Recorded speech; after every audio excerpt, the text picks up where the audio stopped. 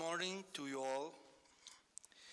It is really a privilege for me to be here at the summit, not only because it gives us, the Venezuelans, the chance to tell to the world the truth about the political persecution and intolerance to the dissidents in our country, but also because it gives me the opportunity to share with you some of the stories of living and breathing people like you and me, that are now suffering grave violations of their most essential human rights in Venezuela. I have just a few minutes and I have a presentation to be made, so I want to be perfectly clear about this. The right to life, the right to liberty, the right to personal security, the right to be free from arbitrary detention or incarceration, from illegal criminal persecution or conviction, the right to be born free and to be treated as equals in dignity and rights, and even the right to be recognized as a person, not as an instrument of the power for the intimidation of others because of our political beliefs or even our religious beliefs, are being intentionally violated in Venezuela since 1998 by the Venezuelan government officials, the Venezuelan criminal courts, and police and military forces, with the only purpose of maintaining Hugo Chavez in power as long as possible by disarticulating and intimidating any democratic opposition in Venezuela. I have several examples of this here.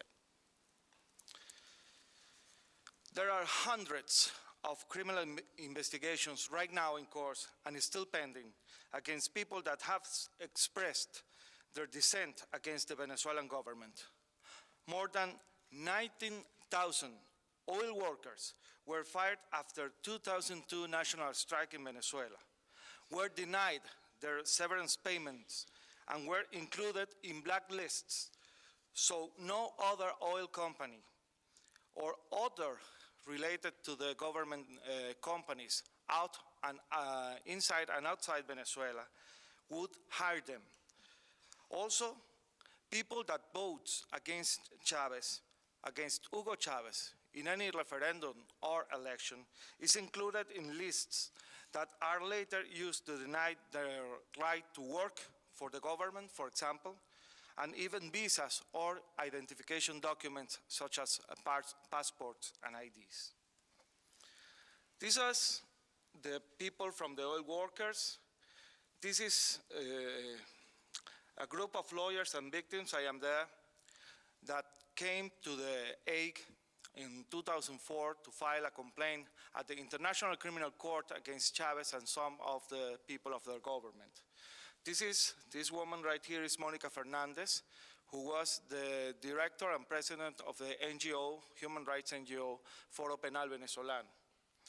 All of the people there, the gente de petróleo, who was the oil workers and the merchant sailors, Mónica Fernandez, and we the lawyers and the victims we represented, are now formally labeled by Hugo Chavez and his government as traitors to the country.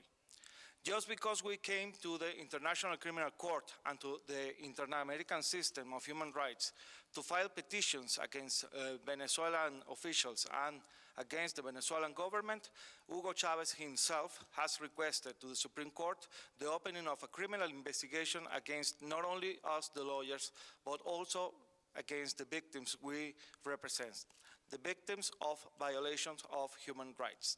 That was on July 31st, of 2003. There are also a lot of cases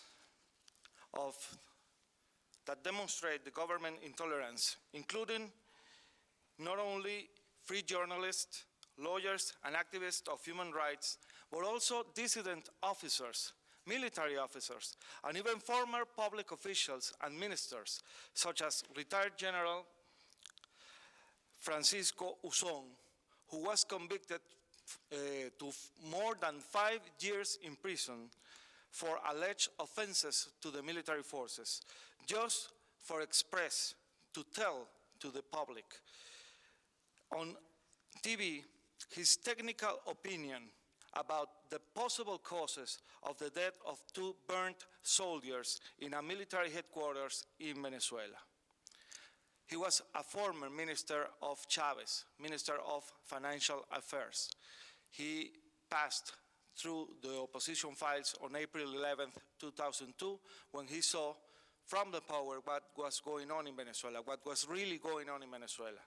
Just because of that, Chavez ordered the criminal investigation against him, and he is now serving in parole, thanks God, right now, 5 years and 6 months in prison. There is also the case of General-in-Chief Raúl Baduel, which is a very special case because this guy was and is compadre of Hugo Chávez Frías, and until recently he was his Minister of Defense.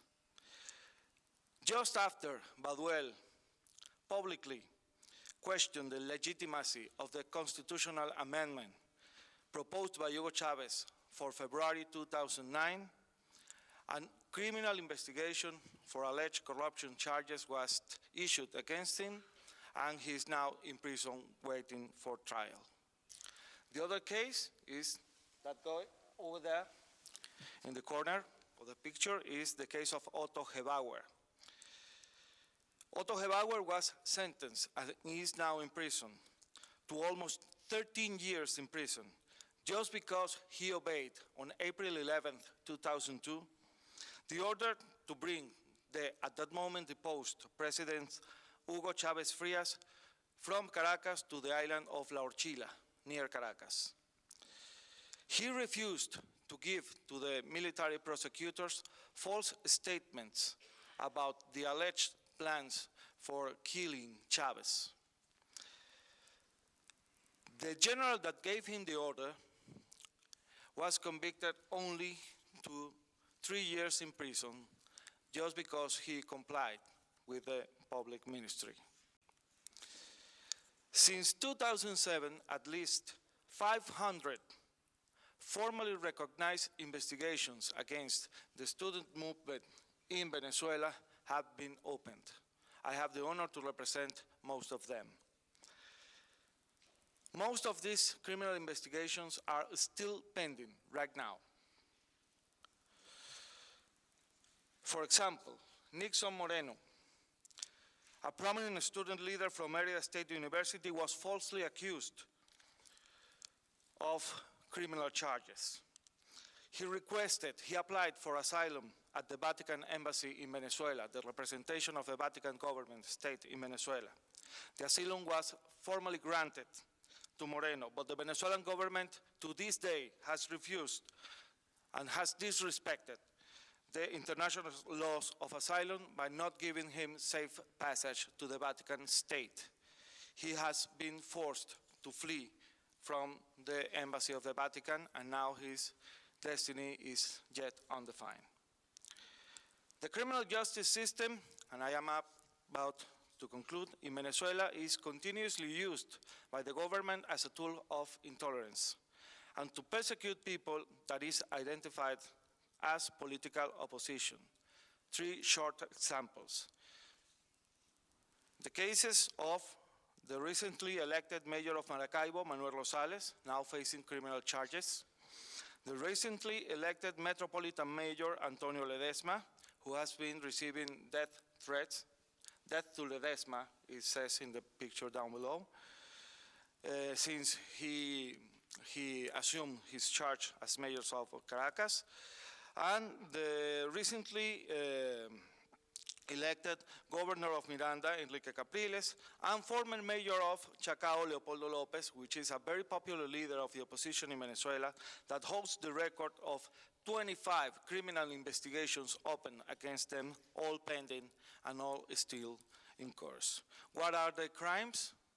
They are all very popular opposition leaders in Venezuela. Recently, the second case, the criminal justice in Venezuela had convicted commissioners, police commissioners, Henry Vivas, Lázaro Forero, and Ivan Simonovic, along with 7 police officers that were unjustly sentenced by a criminal court without any incriminating evidences against them on April 3rd, 2009, for the alleged death of 2 of the 19 people killed during the riots that took place in Caracas on April 11th, 2002. None of the other 17 deaths have now a process or a formal investigation. These police officers were convicted just because they served under the command of a very prominent opposition leader. Against all logic, against all the provisions of the rule of the law, the only persons that are now convicted for these facts, in which you can see government supporters shooting at the opposition march and shooting at the police forces, are these guys. None of the pro-government, my time is finished, I will conclude. None of these officers from the government has been indicted or convicted for none of the crimes. And the last case, the very case of the very successful businessman, Eligio Cedeño, who has spent now 2 years in prison with his trial suspended, with no term, with no period of time fixed to be reopened, just because he was suspected of being supporter of the leaders of the opposition. Not even the Jewish community in Venezuela or the major synagogue in Caracas are respected. Recently, the temple was robbed and severely damaged by alleged common criminals that, however, did not hesitate to paint anti-Semitic messages in those sacred walls. The same messages, by the way, often used by President Chavez himself against the state of Israel, taken, by the way, from late Norberto Ceresole. You can check this guy in the internet. One of his initial advisors, well known from his militant anti-Semitism and for his radical denial of the Holocaust. These are some of the cases.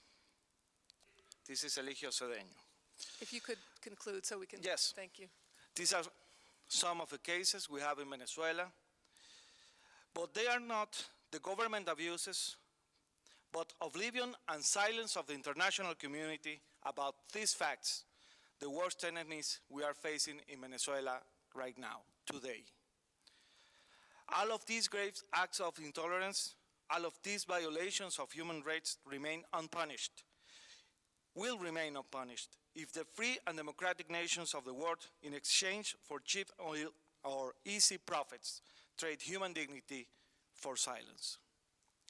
I respectfully urge you and all of the members of the international community to just listen to us. I urge you to confront these facts, to challenge them, if you will, and to really see what's truly happening in Venezuela. I ask you, respectfully ask you, to help us fight intolerance against the political dissident movements in Venezuela. I ask you to act against silence, against oblivion, against indifference.